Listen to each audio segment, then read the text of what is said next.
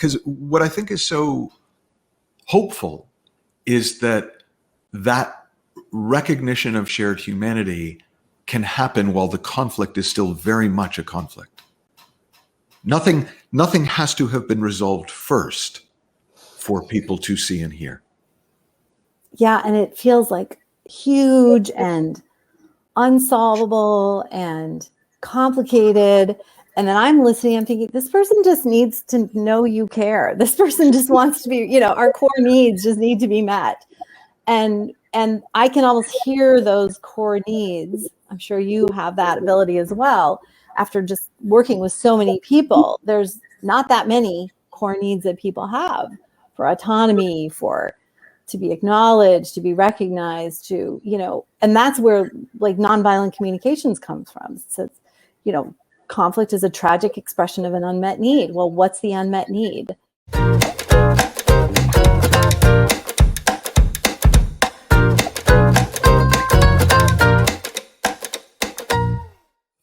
Good morning, good afternoon, good evening. Welcome to Might Help, Can't Hurt, conversations with leaders, doers, and friends. And today's leader, doer, friend is Laura Gates.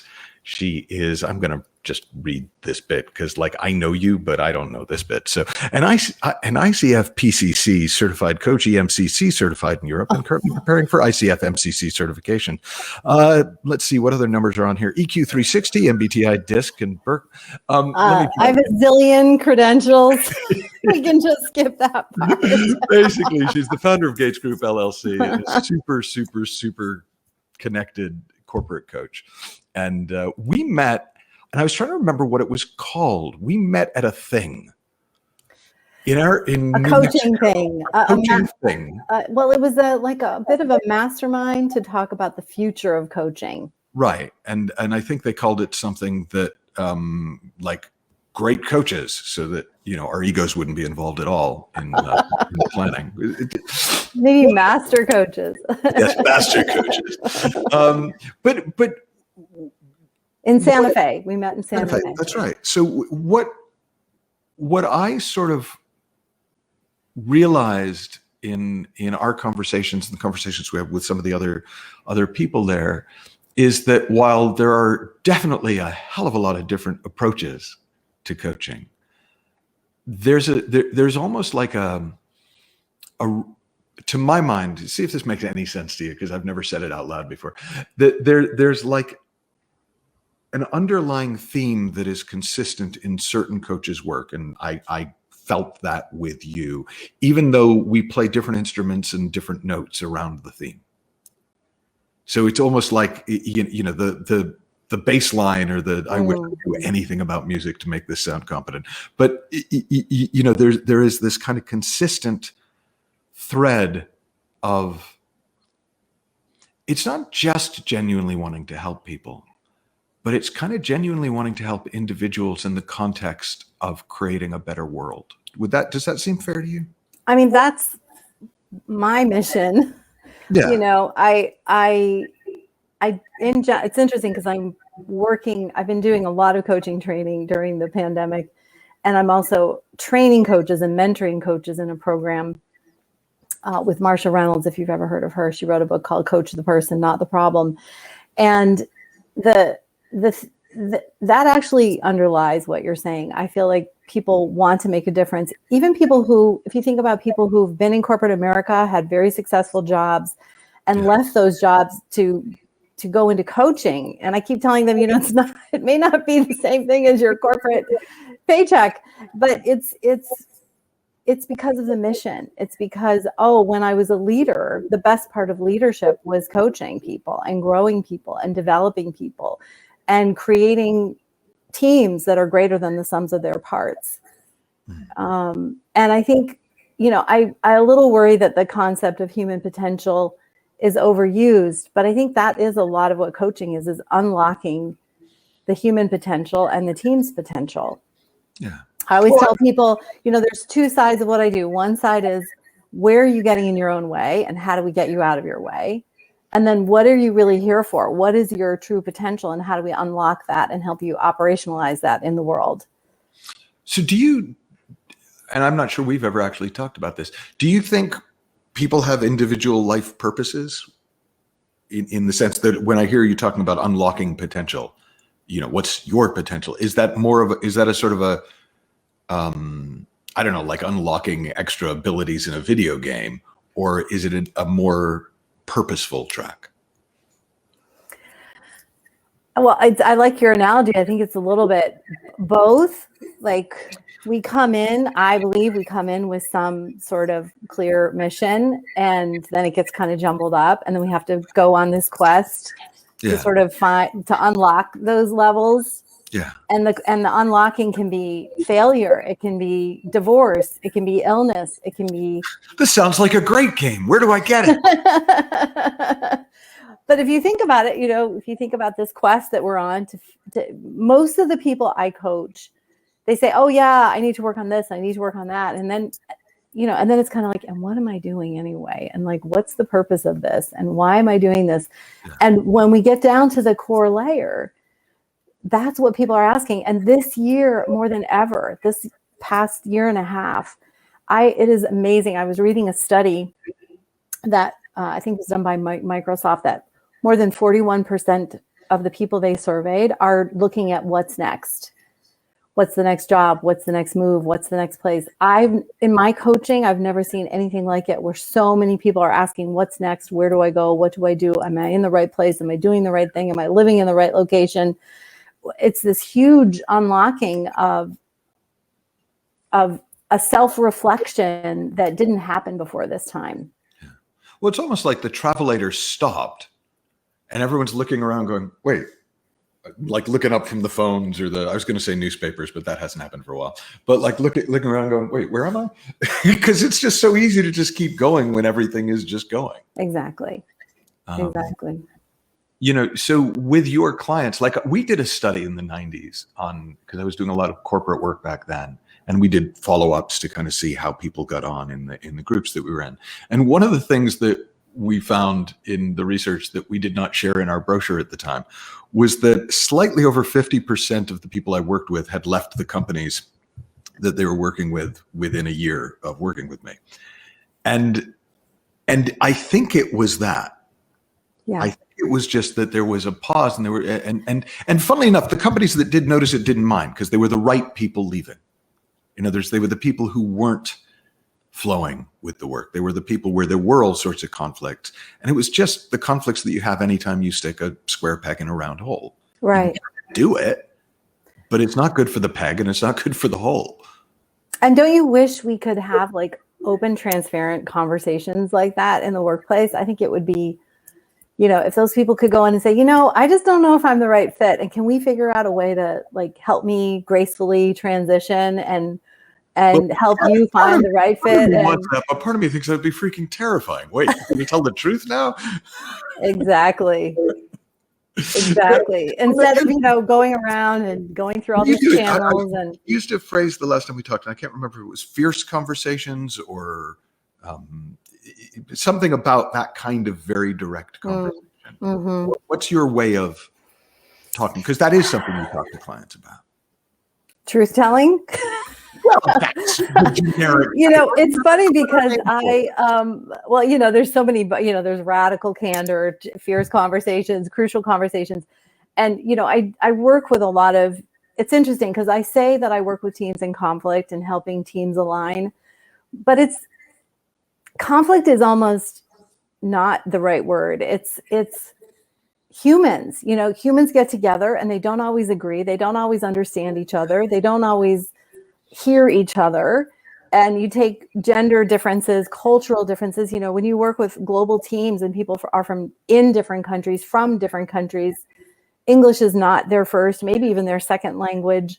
That's when there are clashes. And this idea that, being able to tell the truth or have a hard conversation culturally, even from New York to California is different for people. Well, no, how do you, okay, two places I want to go. I'm going to go to the specific one and then the general one. All right. So the specific one is going to be about how do you do that without it turning into a fist fight every time? But the more general one is, going to be looking at, well, gee, if there is a way to harmonize human beings in conflict, that might be a really helpful skill to learn on a more global scale. So I want to go there, but I do want to start with, you know, how does radical truth telling not turn into, well, you're an asshole, that's the truth? Yeah, I think it has to be truth telling with empathy. Well, you have to do your own work to, like, what is the truth anyway? You know, like, well, that's a very relevant question. Yes. You know, let's get existential here, but you know, my truth may just be my ego's righteousness, right? So that's where we culminate in global conflict. Yeah. And so for me, you know, what I do is I listen. Like I always tell people, I always put the, you know, the caveat, like, this is more of an art than a science, meaning like, this may not go well, and don't blame me if it doesn't work. Just getting that out of the way. It's what every golfer does before they go out to play. Because every time I walk into this, I am slightly terrified that it's just going to be a disaster. And there is usually a point where it is a disaster. It usually goes off the rails and gets very messy. And then somehow people start to find their way towards each other. And part of it is that, you know, I grew up in a very conflict averse household. Like, my parents got divorced and they never even fought. We're like, what's going on? They're like, yeah, we never fought. We never talked. You know, we didn't talk stuff out. Yeah. So I grew up very conflict averse with a passive aggressive, sarcastic side. And I had to unlearn all of that. And I had to be comfortable with walking into conflictual situations.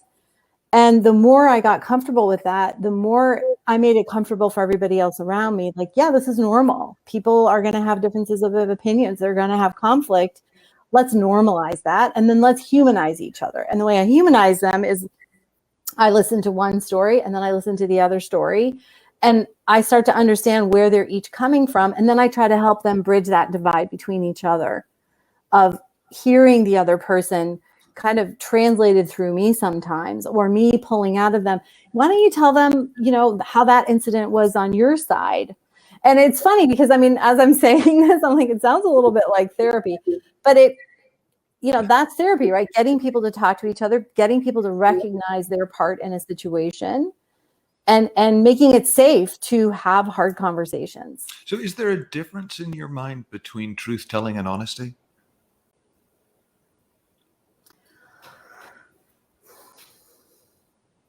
I don't know. I mean, I just know that when people say, well, I have my truth, and they start to rise up and they start, you know, then I know we're in trouble. Well, right. That's why I'm sort of. Because the truth sometimes, or maybe what you're calling honesty, is it's actually like vulnerable and risky. And when people get to that place of like, oh, I see my part. Oh, yeah, I can see how that hurt your feelings. I can see how I might have gone down the wrong path there. Oh, I see how I misjudged you. That level of truth telling to yourself is so powerful. Like, that's when you as a coach, right? You know, like, aha, something landed here, something shifted, and that person will never be the same. Well, the version of it that I remember from earlier in my coaching work, coach training, was I would talk a lot about radical self-honesty. I have had mixed experiences of radical honesty, but radical self-honesty is a winner all the way down. I wanted to ask you about when you say it often goes off the rails, but then something happens. Do you have a sense of what that something is that happens that lets you know, oh, we're going to be fine. There's still conflict, there's still disagreement, but this is going to be fine?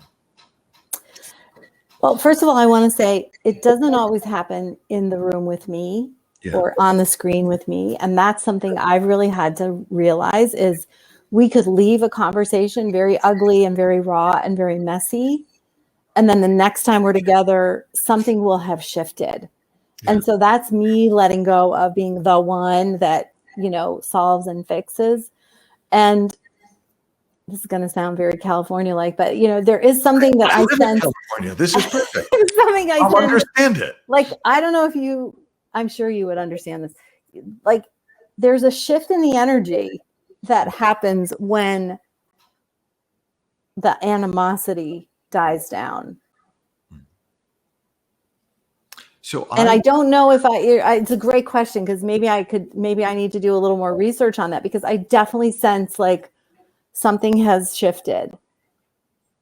There's less tension. There's less othering. Well, that's what it looks like in my world. Like the words that came to mind to describe that shift when I see it is, oh, they just actually saw each other for the first time or heard each other for the first time. Yeah. They actually just got, oh, I'm in an actual conversation with an actual human, as opposed to I'm in conflict with an enemy, or I'm at war with a colleague, or I'm like, the roles drop for a minute. You just go, oh, you're just pissed off, or oh, I'm just in a bad mood. And it's like, and it is a little embarrassing, but it's a kind of sheepish, kick your shoe off, shucks kind of embarrassment, like, oh God, sorry. And there is, because what I think is so hopeful is that recognition of shared humanity can happen while the conflict is still very much a conflict. Nothing has to have been resolved first for people to see and hear. Yeah, and it feels like huge and unsolvable and complicated. And then I'm listening, I'm thinking, this person just needs to know you care. This person just wants to be, our core needs just need to be met. And I can almost hear those core needs. I'm sure you have that ability as well. After just working with so many people, there's not that many core needs that people have for autonomy, to be acknowledged, to be recognized, and that's where like nonviolent communications comes from. So, conflict is a tragic expression of an unmet need. Well, what's the unmet need? And if we identify that and we can meet that in the other person, then things calm down. So globally, do you kind of have if there was one unmet need we could meet that would lessen, resolve global conflict, does it look simple to you? Well, I am no global conflict expert, but I do care a lot about that. Just a reminder, the show's called Might Help, Can't Hurt. We're not really, we're not going to solve. If you say anything that doesn't suck, Laura, we're golden. Right. Thank you for the reminder of the title. Might help. I feel like people really want to be seen and recognized and heard. The power of presence and really listening to each other. There's a film out, I haven't seen it yet, called Oslo, but I really think it's about when people, or, truth and reconciliation in South Africa. It's like when people sit and listen to each other and hear each other, something powerful really happens. Yeah. Like hearing others' stories and understanding where they're coming from and understanding what their experience is and the history that led them there. Yeah, we used to do an exercise on sort of a conflict mediation exercise, and the sentence I remember that we taught people was, let's just check that what you think you heard is what they think they said. Yes. Because it's just as likely to be. I mean, I got into it yesterday on the golf course.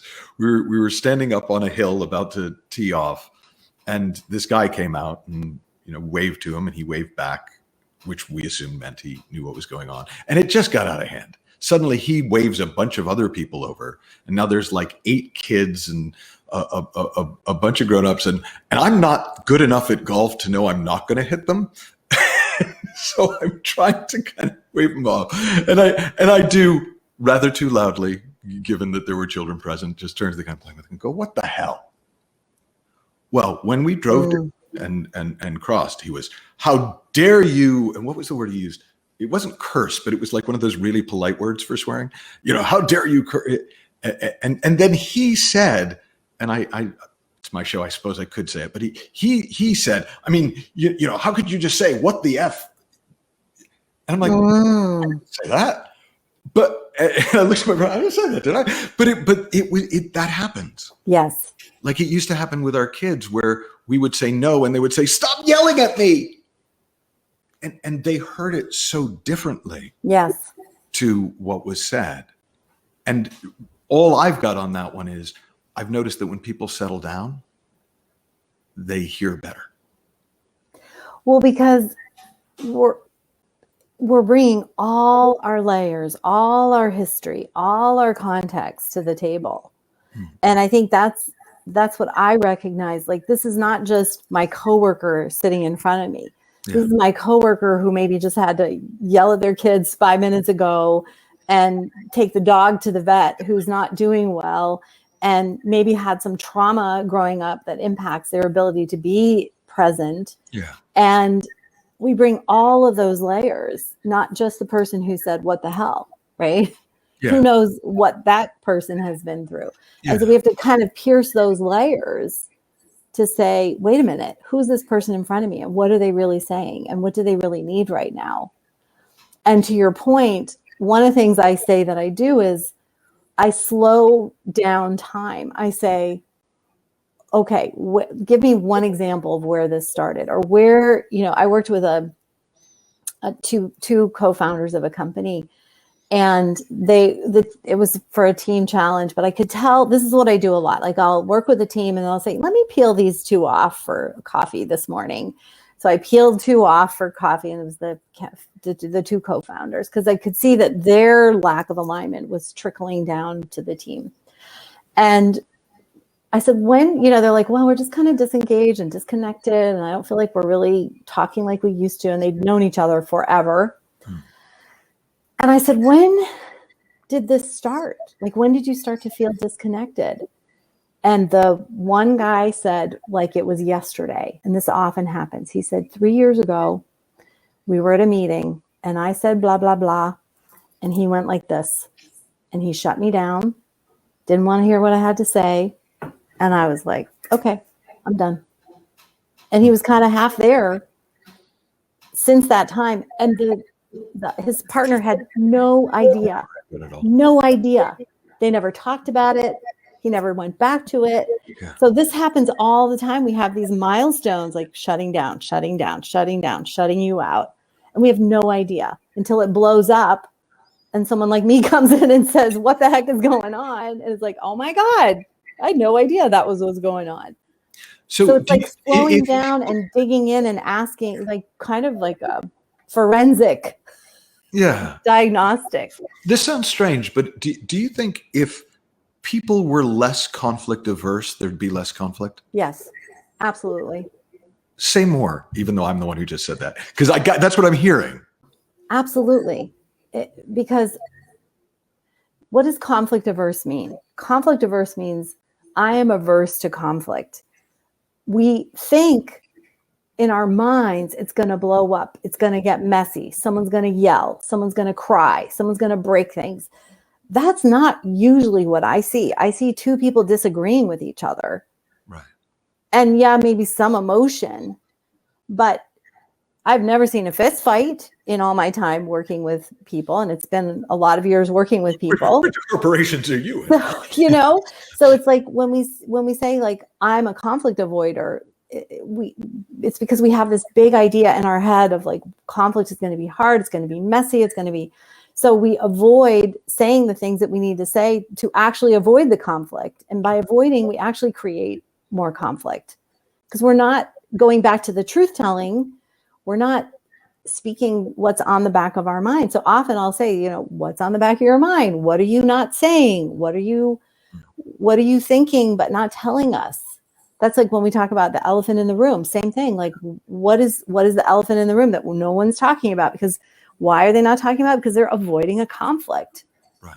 And when people start talking about it, it's like, oh my God, we can breathe again, because we all know. They said to me the other day, oh, you mean it's not a secret because I said, why don't you just talk about how you were behaving in that meeting and tell people you're working on that and ask for their support. And this person said, oh, right, because it's not a secret that I'm working on. Like, I've got these triggers. I'm like, No, it's not a secret. And that's the thing. We think the way we behave that no one else knows that we're behaving badly, but everybody knows. Yeah. And if we can talk about it freely and in the open, and I mean, behaving badly, I mean, getting defensive, protecting my turf, if we can openly say, yeah, I'm defensive, help me. It sounds like that takes, and certainly in my experience, it does, a fair bit of re-education. Because that is my experience of conflict, but that isn't what I grew up thinking about. That, well, no, conflict is conflagration. It's basically, war is looming if we say the wrong thing. Right. And I think that's why we have terms like hard conversations, fierce conversations. One of my clients says, Laura helps us have difficult conversations that are hard to have. So instead of like hard conversations, it's like, yeah, it's a difficult conversation. Sometimes it's hard to have it, but it's not impossible. And when you say re-education, for me, re-education comes from practicing things in a new way and getting a different outcome, and then realizing it doesn't have to be the way that it was. So I'm very like experiential focused. If Right. I experience something different, then I've signaled to my brain and my nervous system that this is not as dangerous as I thought. Right. Now, there was a book years ago called Fire Your Shrink. I don't know if you ever came across it. It was on brief therapy. I want to say Michelle Weiner Davis, but I might be making that up. And she had a chapter in there called It Takes One to Tango. And that expression really influenced me, because I started seeing, well, okay, how much can change if I change without waiting for the other person? And as we're looking at sort of the global conflict, if it does take two to tango, that's a much more daunting proposition than if it takes one. And just what's your experience around that? Well, I think for sure, I tell people this all the time, even if only 1% is your part to own it. Yeah. And it's amazing what people can do when they take responsibility for the entire conflict and not blame the other, not judge the other, not make it about the other. Like, okay, yes, this person has stuff going on, but like, what can you do? What can you own? And I see that with teams also, teams who say, well, that team over there, they don't get it. Oh, sales is selling a bunch of stuff that we can't deliver on. Okay, so then when you start to own it, then you stop blaming and you start asking questions and get creative. What is the difference between owning and blaming? Because it's like, I'm talking about owning as self-blaming. So in other words, instead of because I could easily hear owning as, oh, so it's my fault. No, you want me to say it's my fault, right? Because that's myself instead of the other person, which people do also, right? Yeah. They go back and forth. It's your fault. It's my fault. It's your. Yeah. That's the same thing. We're judging, and then we're defending, and then we're deflecting. What did you say earlier? Like true radical self-candor, radical self-honesty. Radical self-honesty. That's more what I'm talking about is, okay, yeah, maybe I am a little judgmental. Okay, yeah, maybe I did say the wrong thing there. Okay, I can own that. Yeah. Oh, maybe I did. Maybe there was a tone or an edge in my voice that triggered that person. So yes, I can say that behavior was very bad, but I could see how I hit a switch by saying that thing. And so for me, owning it is taking full responsibility that, and I think this can apply to individuals, teams, and countries, to say, I want us to be better. I want us to do better. I want us to co-create something together. And I know that if we collaborate and we co-create, we're going to create better things than if we fight with each other. Okay, so here's a dynamic, right? And yeah, I'm not sure how much the devil needs an advocate, but I'm going to take the job just for the moment because I see this dynamic. So one person tries the owning thing. Like, okay, yes, I do see my part in this and my part in that. Well, the person who's really in the blame goes, see? Yeah, and that's not all you did. and it in fact reinforces from the other side. Now, I know that's not the only dynamic. I know that's not the only way that it goes, but I have seen that dynamic. That's the messy part. Yeah. Okay. That's Cool. the off the rails part. Right. It escalates. Yeah. And then, and then, last year we were at that conference and you barged into my meeting and took over. And then so that's when I just have to kind of watch that unfold. And okay, let's go back to, but sometimes the meeting ends like that, because I can't meet with people for 10 hours at a time. It's like, okay, that's messy. And we all have to hop off and go to our next Zoom meeting. Yeah. But then people go back and they reflect and they say, is that helpful? How can I think that's what I'm often thinking is like, well, what is most helpful in this moment? And it's not that I have an answer. It's actually, as you know, in coaching, it's so much is about just holding that question. Yeah. And maybe that's part of why,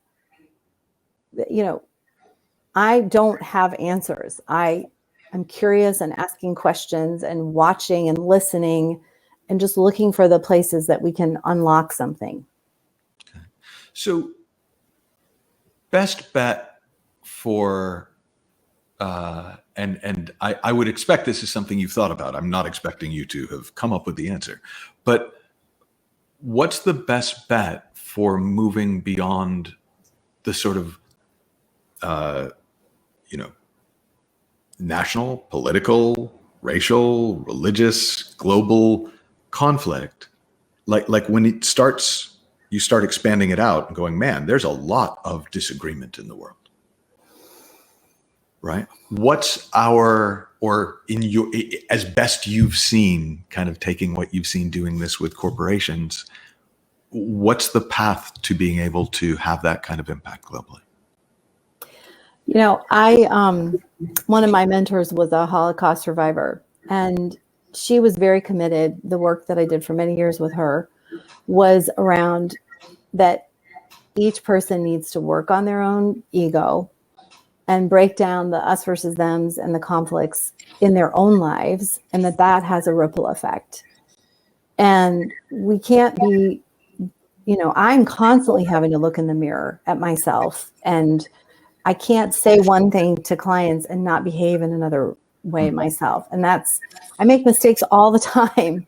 Yeah. And I think it's owning that, doing my own work, liberating myself from my own ego trappings, and sharing that out in the world, modeling that, then that creates more of a link. I mean, if you think about people who I've read about people who were in gangs and now help gang members get out of gangs, they've had to first go through their own transformation, or people who are addicts who had to overcome addiction and now help. Like I was in San Quentin one time in prison, working with prisoners and with a restorative justice program that someone led. And I came and spoke to them about leadership, and they were like, oh my gosh, you're out there in the corporate world. That must be really challenging. And I was like, you're telling me I'm in a challenging situation? But, they were doing the work. Even in prison, they were doing the work. And then they would go to the different factions, because in a prison, everybody has their faction, and they would pull them into this work. And it was a phenomenal thing to experience and hear their stories. Yeah. But even in a prison, they were creating more collective energy and empathy and compassion and learning together and growing together. So let's speak a little bit about that, because that's something that you talk about is sort of collective genius. What talk to me about that? Oh my God, I don't know why I want to cry with those words. If we can do what I'm talking about individually, in group settings, in our teams, in our families, in countries, in governments, I just feel there's so much more potential of what can be created in the world. if I look at teams that are in conflict, what makes me sad is the loss of time, the loss of energy, the loss of innovation and creativity. And the flip side of that is when we stop being in conflict, when we start recognizing each other's, we've been talking about a lot about the downside, but the upside is something you and I've talked about, which is this zone of genius concept that Gay Hendricks writes about, and Laura Garrett writes about, which is, we could call it purpose, we could call it mission, we could call it our gifts and talents or our superpowers, but it's this idea of, what is the best and highest use of my time and energy on the planet? And if I'm not squabbling about who gets what part or who gets what role or who gets credit for this, and I'm really just operating from this place of genius, I'm igniting other people's genius and giving them permission to unlock their genius. And it's kind of like that Marianne Williamson, "Let Your Light Shine" poem. We're then multiplying each other's genius versus the opposite. So it's the metaphor that I remember hearing even as a kid is that, everybody has their own part to sing in the universal chorus. Mm-hmm. And you only have to worry about your part, because if everyone's doing their part, then there is a harmony. What's that? Be yourself, everybody else is already taken. It's like, that's, and that's something when I listen to people, I think, people will say, well, I want to do this thing and everybody wants to do that. I'm like, no, they don't. You want to do that thing. Pursue that thing that you love. Give yourself permission to do the thing you really want to do. And, is it passion? I don't resonate so much with passion, like a passion project. It's more like, the way I see it is, I'm a big fan of human design, and this idea of like, you are wired a certain way to accomplish a certain thing. And it's like when you're dialed into that, when you're plugged into that, you're kind of plugging into a universal flow with what's your part in that flow. Yeah. And I see it in people, like when they go from stuck and frustrated and crying and wanting to quit their job to these small tweaks.